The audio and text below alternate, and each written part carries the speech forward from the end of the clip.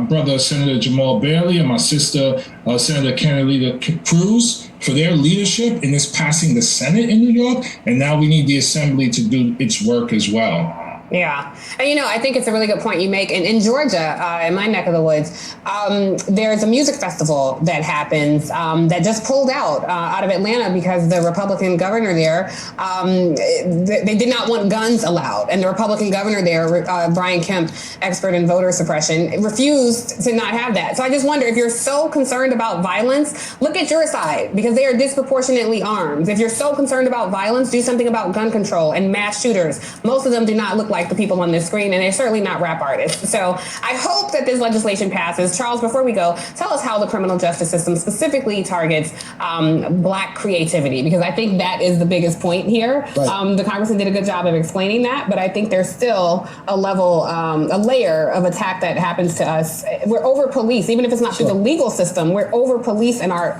tone, our expression, what we write, what we say, in every capacity, from cable news to the music industry. So we understand that literally from the point of childhood, we are characterized in a very different way than many of our peers. And what ends up happening in the criminal justice system is that characterization is doubled down on and played upon in such a way that it makes it easy for you to present a criminal picture, a criminal sort of idea or motif of someone who's on the stand as a defendant or someone who is sitting as a defendant. And that's why it's so important. Representative Bowman used the term criminalization of hip hop, right? So the notion of just rappers being thugs, rappers being criminals, the criminality of what sometimes can be thematically in music in terms of just telling our story, telling our narrative, being a part of what it is to be a storyteller is oftentimes perverted in such a way that makes us look guilty in ways that we are not. And it's an easy jump for jurors because that process has begun far earlier than it did when they stepped into that courtroom.